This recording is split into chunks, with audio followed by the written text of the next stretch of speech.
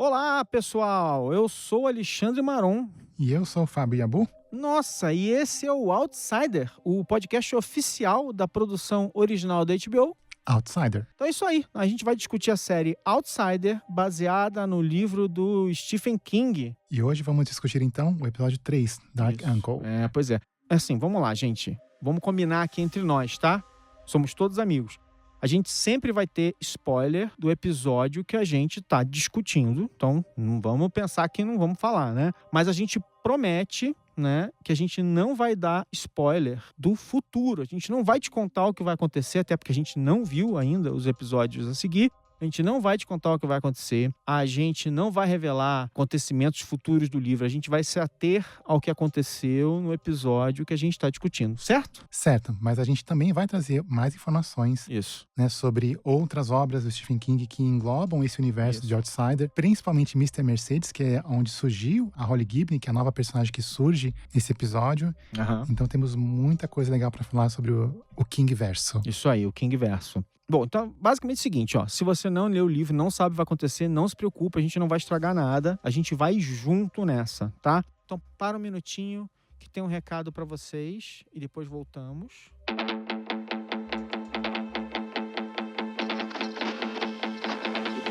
Olha, toda vez que eu revejo um filme ou então um episódio de uma série, eu descubro alguma coisinha nova, né? E mais do que nunca, essas obras modernas foram pensadas e criadas pra gente ver e rever, pra gente parar e dissecar. E o lugar perfeito pra isso é a HBO Go, porque são milhares de filmes, séries exclusivas, documentários, especiais. É perfeito pra rever a série nova do momento e também os clássicos como Sex and the City ou Sopranos. Ou então se preparar para uma nova temporada maratonando as anteriores. Olha o Westworld chegando, gente.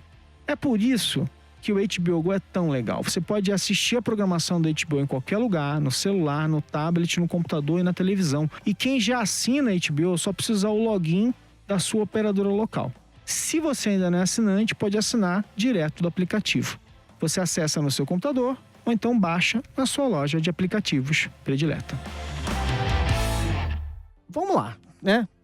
A semana passada, a HBO exibiu os 2 primeiros episódios e ajudou a situar o espectador no que estava acontecendo mais ou menos, né? Acontece um crime, o crime parece aquele caso perfeito, facílimo, né? Tipo assim, todas as evidências empilhadas. E aí ele passa o primeiro episódio construindo, né, aquela coisa toda. E aí o segundo episódio ele vai destruindo o castelo de cartas que o Anderson, né, o detetive protagonista, quer dizer, um dos protagonistas da série, tinha construído no primeiro episódio, e vai destruindo as convicções do Anderson, ao ponto de que, ao final do episódio, né, ele tá lá, né, interrogando a família do Terry, e já meio que desesperado, né, tipo, cara, não fecha, as contas aqui não estão fechando, né.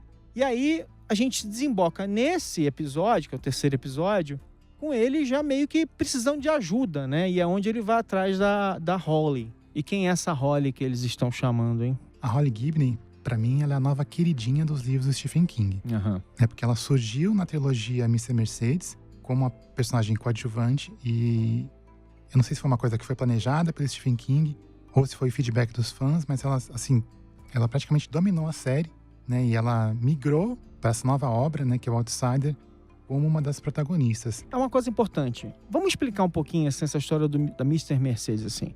A gente sabe que tem muita gente aqui que gosta de Stephen King, que talvez tenha lido os livros, mas muita gente não conhece. Então, ela vem da trilogia Mr. Mercedes. São 3 livros, né? Mr. Mercedes... Achados e Perdidos. Achados e Perdidos. É o Finders Keepers, né? Isso, Finders Keepers. Achados e Perdidos. E o último é o fim de... O último turno. É o último turno, isso. Pois é. Então são 3 histórias. Ela surge... Ela é a prima da protagonista, que é o interesse romântico do personagem do primeiro filme. Exato, Bill Hodges. Ela vai se tornando cada vez mais importante e ao final da trilogia ela virou um personagem, praticamente ela virou a protagonista. Ela foi roubando a trilogia para ela. Mas a série, a trilogia, é uma trilogia primordialmente história de detetive, quase não tem elemento sobrenatural.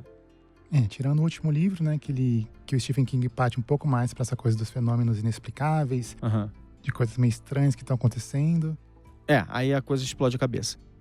Aí a gente tem essa personagem vindo pra cá. Vamos guardar ela um pouquinho? Vamos tentar só, então, estabelecer aqui. O Anderson tá completamente perdido, não consegue explicar. E a gente começa, na verdade, com um achado, né? Quer dizer, a gente terminou o episódio com aquele rapaz achando um monte de coisa num celeiro. E aí eu até fiquei assim, nossa, ferrou, vão arrebentar esse garoto, ele vai aparecer. Não, pelo contrário, ele achou, chamou a polícia e a gente cai de paraquedas ali. Estão agora analisando as roupas e, mais importante de tudo, a fivela, sim, né? Sim. Que é o elemento que unifica, né, as narrativas e tal. E aí a polícia, isso é uma coisa bem interessante, né? A polícia começa a investigar aquilo e, como é que eu vou dizer, os elementos, não necessariamente sobrenaturais, mas estranhos, começam a cair, a entrar no alcance, né, da investigação, né? Putz, alguma coisa tá errada aqui. Eu acho que esse, na verdade, é o grande tema desse episódio. Ainda que os episódios dessa série até então não tenham se mostrado exatamente temáticos, né? Uhum. Eu acho que essa é quase que uma travessia que a gente vai fazer com a audiência, né?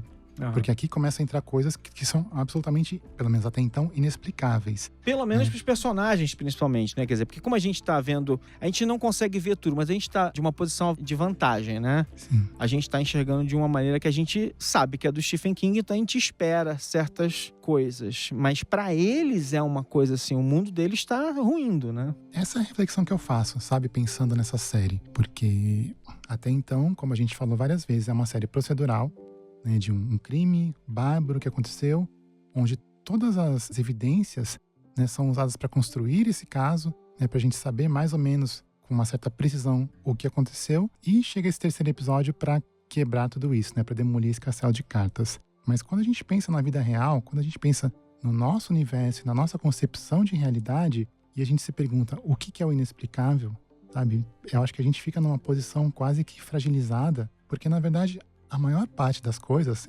a gente ainda não conhece. Isso. Elas são inexplicáveis. Uhum. Né? A gente não precisa falar de nenhum monstro, nenhum ser sobrenatural, nenhum gêmeo maligno que aparece, sabe? Mesmo fenômenos que a ciência observa, por exemplo, como efeito placebo. Por que as pessoas... E por que funciona? Se curam, né? Se curam, né? Se você pega Mesmo aquela sem amostragem, remédio. exato, aquela amostragem de 10, sei lá quantas pessoas, e para algumas você dá um remédio, para outras você dá uma cápsula de açúcar. Isso é usado para medir resultados de medicamentos que depois são usados em larga escala pela população.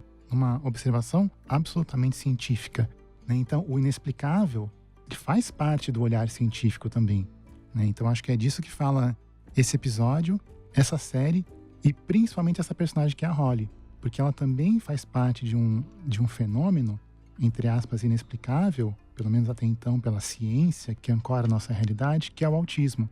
Ela está dentro desse espectro, isso não é declarado na série ainda, mas você começa a perceber algumas coisas e ela mesma se apresenta como uma personagem que é sobrenatural, quando o Anderson diz, né, que ele não aceita o sobrenatural. Então ela disse, então você não deve me aceitar, né? E é incrível. É.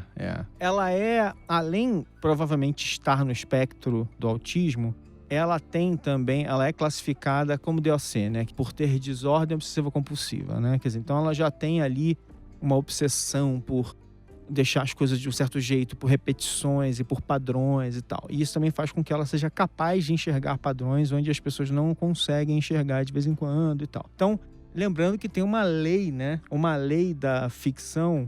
Qualquer personagem tem uma característica muito específica, um pouco diferente da média, não precisa nem ser acima nem abaixo. Aquilo vira uma característica predominante porque vai levar alguma coisa na história. E aí temos essa personagem interessantíssima e que eu achei muito legal, assim, ponto pra HBO, porque eles tomaram uma decisão interessante, né? Porque eles mudaram. No livro ela é branca.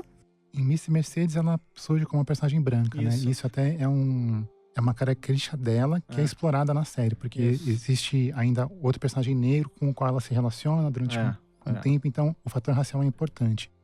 Já em Outsider, o Stephen King não fala muito da etnia dela. Não fala, né? Então ainda não é importante. E assim, em uma adaptação que foi feita do Mr. Mercedes, a personagem foi interpretada pela Justine Lupe, que é a Willa do Succession, que é um outro baita seriado da HBO. E pra quem não assistiu, ela é branca. E ela é loira, toda, né, na série ela é toda espalhafatosa e tal. E aí a gente aqui tem uma atriz que tá super em ascensão, que é a Cynthia Erivo. Essa semana saíram as indicações do Oscar. Não é só que ela tá em ascensão, qualquer ascensão, não. A Cynthia Erivo, ela é cantora, compositora, atriz. Aí a Cynthia Erivo, ela tá indicada ao Oscar de melhor atriz por Harriet. E ela tá indicada ao Oscar de canção, porque ela canta uma das músicas, compôs e canta uma das músicas do filme. Assim, porcaria, né? Uma atrizinha qualquer, assim. Ela, antes disso, ela tava em Widows, ano passado, que ela fez com a Viola Davis e com o Liam Neeson. Então ela é uma atriz que está cada vez mais aparecendo e ela vai interpretar a Rita Franklin agora numa produção que vai ao ar esse ano. Então, assim, cara, tá em super evidência, né? Tanto que ela absolutamente roubou a cena, né, nesse episódio. Não, e eu suspeito de que ela vai continuar fazendo isso até o final da série.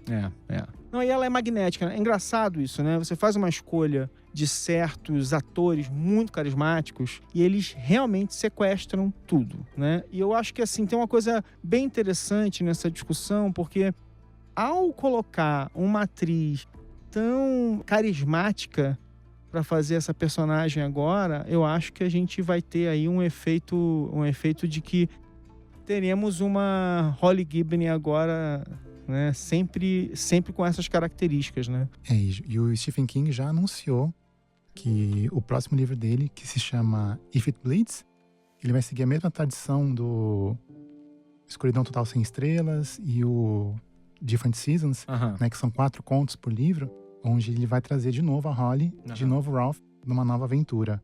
Ou seja, acho que a gente vai ter muita Holly Gibney ainda vindo por aí, pelos próximos anos. E... ele tá apaixonado pela personagem, claramente. Acho que todos estamos, né? Pois é. Então vamos lá. Então temos a Cynthia Erivo assumindo essa personagem e temos ali uma coprotagonista já, né? Porque a gente ainda tem a jornada do Anderson importante acontecendo em paralelo na história, né? O Anderson tá vivendo o inferno dele, né? Ele matou uma pessoa. E não é que ele só matou, ele matou o jovem que realmente matou o Terry. Mas esse jovem não é uma coisa casual, né? E esse jovem, ele é o resultado de um lar completamente destroçado por uma tragédia, né? Quer dizer, o garoto achava que o Terry tinha matado o irmão dele. Depois do irmão dele ter morrido daquela maneira horrorosa, a mãe dele morreu. É uma coisa horrorosa.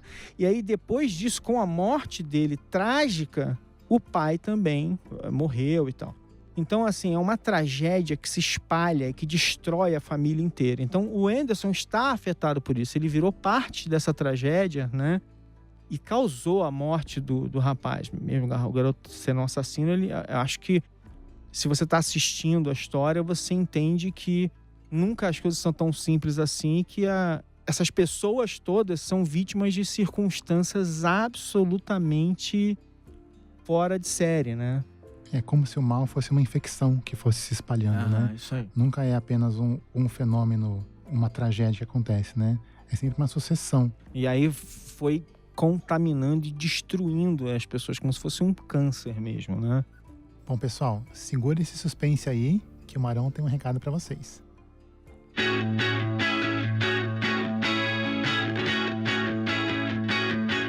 Olha essa dica. Eu adoro mergulhar nos filmes e as séries que eu assisto. Deu pra notar, né, gente? Por isso que eu fico fazendo podcast. E pra isso, o HBO Extras virou um companheiro perfeito. Você baixa o app na sua loja de aplicativos para smartphone ou tablet e aí depois é facinho de usar. Você abre o aplicativo, aperta aquele botão que aparece e ele vai ouvir o áudio do programa e sincronizar. A partir daí é moleza. Você vê a cena na TV e vão surgindo diversas curiosidades no seu smartphone. E o Extras, ele traz detalhes escondidos e também uma coisa que eu acho primordial. Identifica diversas das músicas que você ouve e fica ali tentando descobrir de quem são. E pensa bem, é perfeito para usar com HBO Go. Depois de ver o programa pela primeira vez e curtir normalmente, você vai lá e assiste de novo, só que agora com os extras ligados. Eu faço isso direto. Beijo.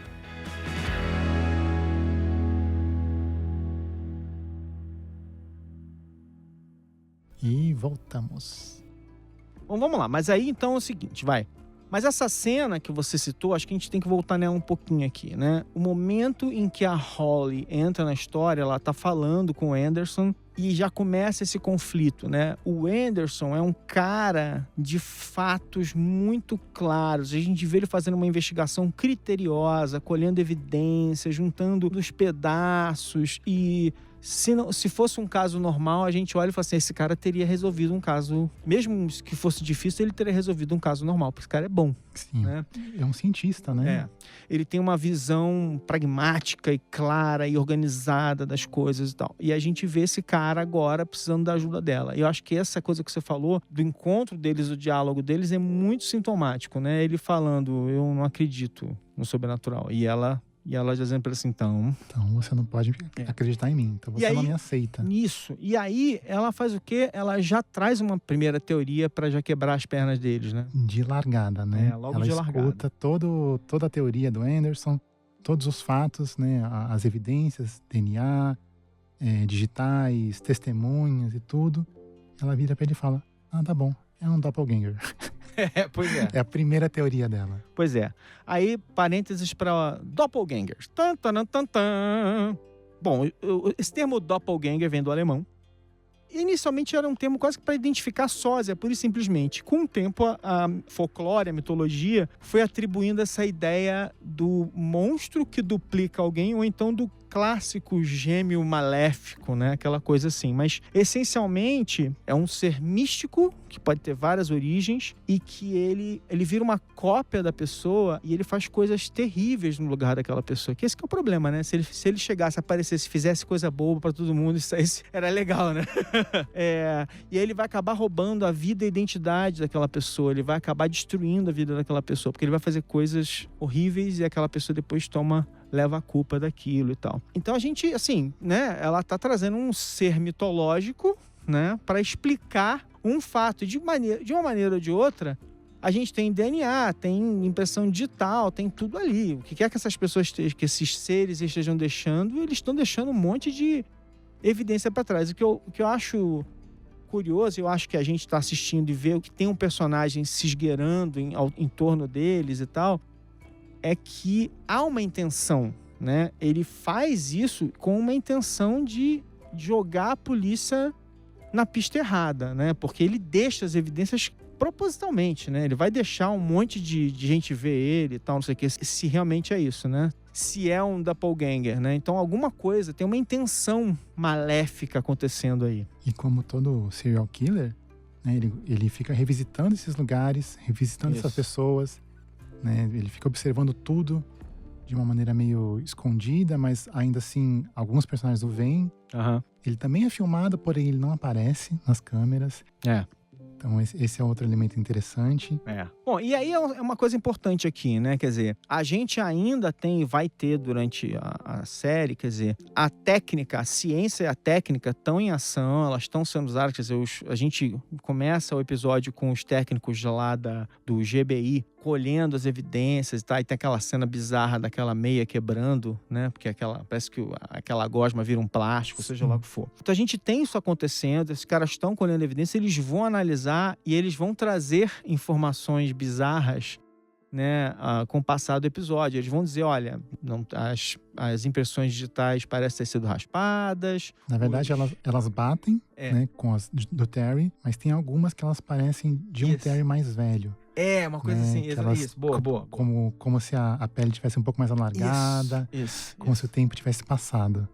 Que traz ainda aquela teoria do viajante do tempo, né? Que a gente ainda não descartou. Isso. E aí, eles vão trazendo, assim, ou seja, acho que uma das coisas interessantes nessa discussão e nessa maneira, nesse universo, nesse King verso, que a gente vai vendo, né, que tem uma lógica, ele tem uma lógica que ele tenta meio que estabelecer em várias frentes, é que mesmo as coisas sobrenaturais, elas deixam rastros no mundo real. E cabe a nós entender. E aí eu acho que dentro da sua discussão sobre natural e sobrenatural, né, o sobrenatural pode ser um natural que a gente não consegue classificar ainda. Exato, que a gente não conhece ainda, os fenômenos que a gente não explica, né? E aí começa a acontecer uma série de coisas, né? Quer dizer, a gente vê o Anderson, né, assombrado por tudo que tá acontecendo, ele chegando, aquela coisa dele chegar no cemitério, aí ele viu aquela cova aberta, pensando assim, tipo, eu tô falhando, né? As pessoas estão morrendo, que essas covas estão sendo preenchidas por outras pessoas, que coisa, uma sensação opressiva, né? Eu falhei com meu filho,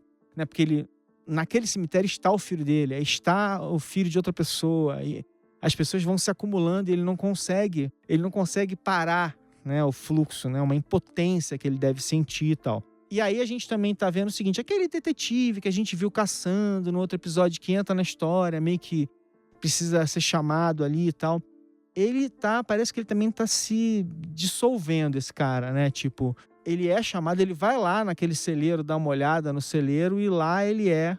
Uma cena horripilante. Pois é. Ele é marcado de novo, né? Ele é atacado, né? É atacado ou ele é tocado por alguém que a gente ainda não sabe. Pode ser esse ser ou não. Mas o fato é que ele contrai, é como se fosse uma doença de pele, uma infecção, né, atrás do pescoço. E aí ele começa a ficar bolado com aquilo, né? E a gente também, sem saber quem fez aquilo ou por quê. Pois é. E aí, de novo, tentando entender o que é isso, né? Que parece que tem uma confusão mental, né? Parece que ele não parece estar no domínio total das faculdades dele. Supostamente isso não aconteceu com o Terry, né? Ninguém notou que o Terry tenha ficado assim, porque ele parece estar meio que febril. Eu não sei o que você achou. Sim, e ele fica meio obcecado também pelo ferimento. Ele fica tocando o tempo inteiro, até porque é um ferimento meio bizarro. Né? E isso não aconteceu com o Terry.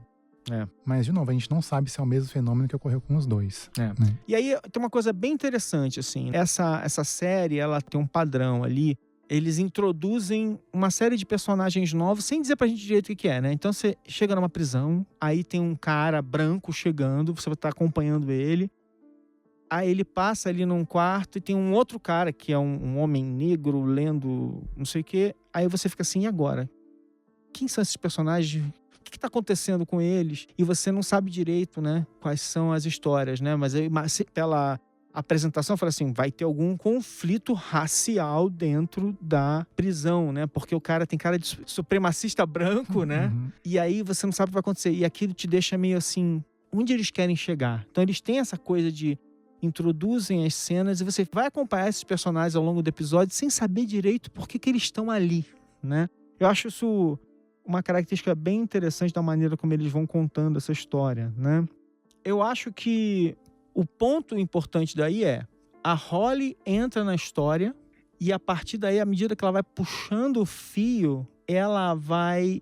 É muito interessante, assim, como manter a mente aberta faz a diferença. Porque ela começa a enxergar coisas que eles não estavam realmente conseguindo ver. Tipo, ela começa a puxar o fio da clínica.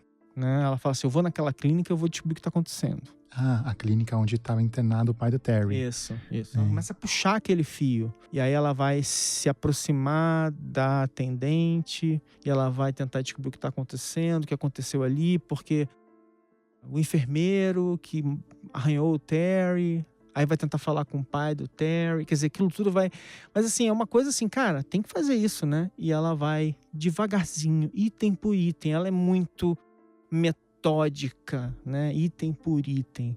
Essa construção lenta ali do caso, essa reconstrução, ela acha uma outra linha de investigação e ela leva a gente nessa outra linha de investigação. Que até então são fenômenos que são muito díspares, né? O que tem a ver o pai do Terry estar internado no hospital psiquiátrico, o enfermeiro ter esbarrado no Terry e ter feito um corte na mão dele, ou aquele pedaço de cardápio de restaurante que ficou no para-brisas da van branca. Então são vários fenômenos que são muito separados entre si, mas a Holly é a personagem que consegue colocar tudo isso como se fosse um grande mosaico. Isso. E enxergar mais ou menos o que está acontecendo. Pois é, e eu acho isso bem curioso, né? Porque, vamos lá, ela começa a puxar essas pontas, e quando ela começa a fazer isso, e isso que eu acho legal da maneira como eles construíram, porque quando ela começa a fazer isso, você fala,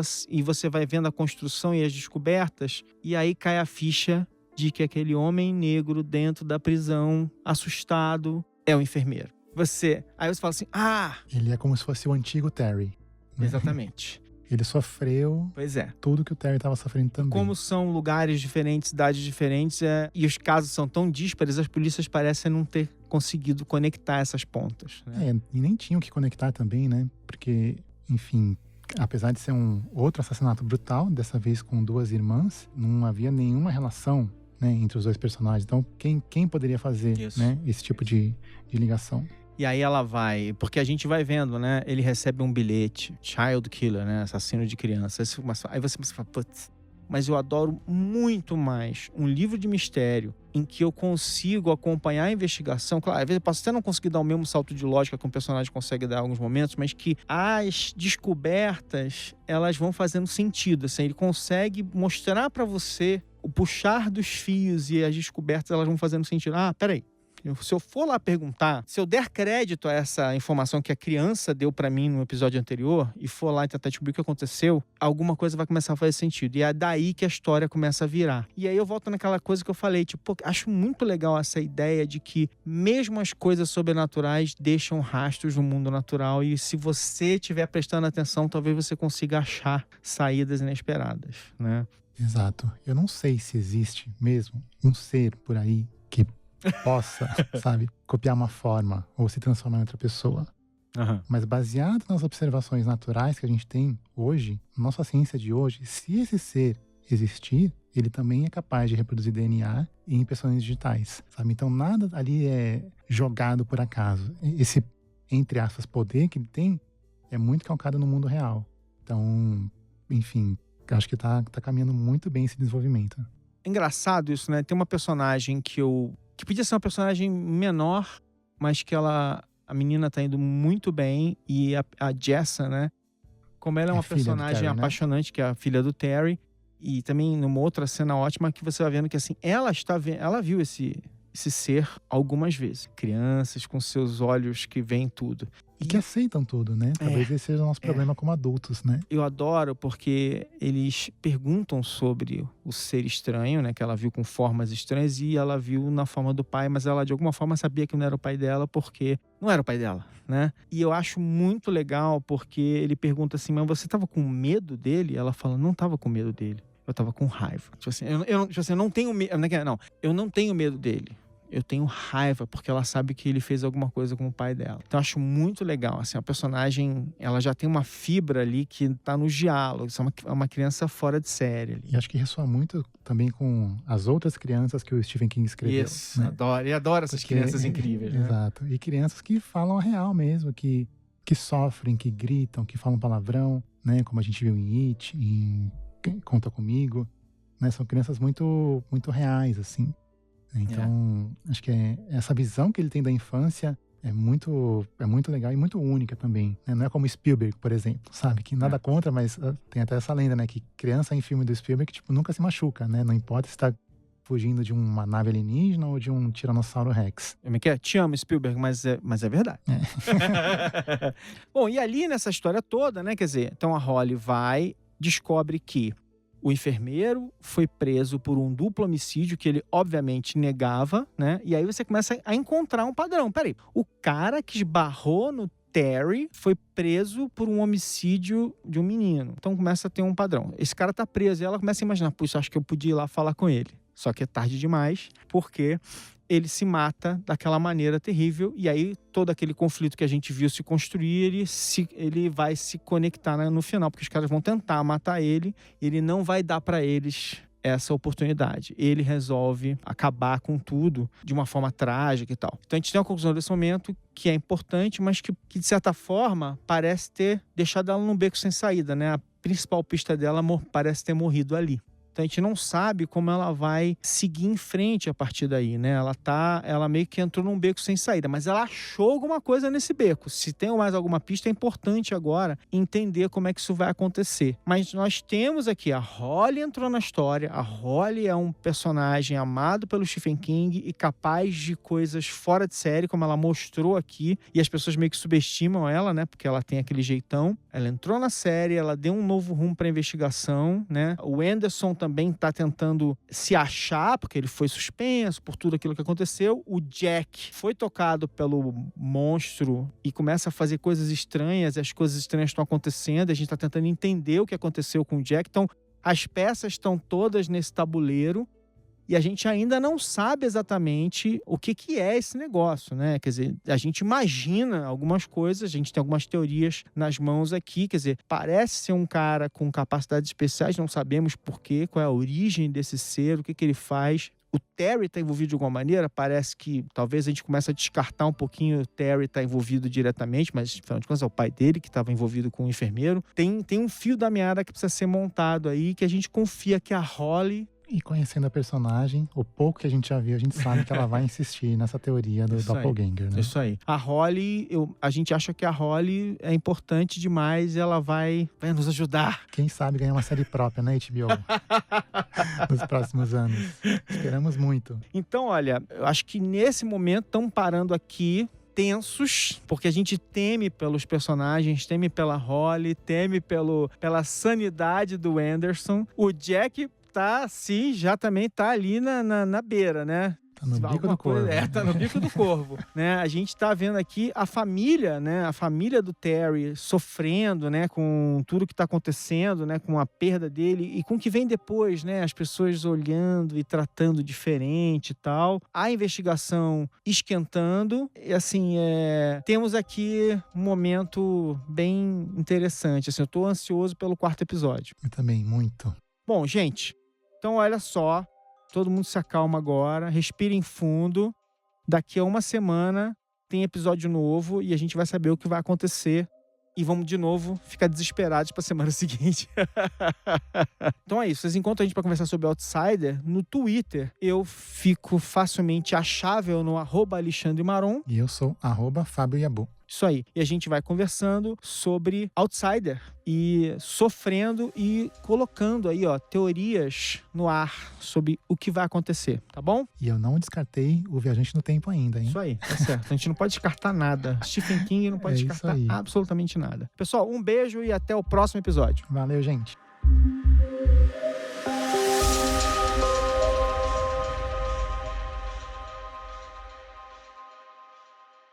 Você acabou de ouvir o podcast oficial da série original da HBO, Outsider. Escrito, dirigido e apresentado por Alexandre Maron e Fábio Yabu. Produzido por Guilherme Pinheiro. Editado por Jéssica Correia. E é uma produção da Ampere e da HBO.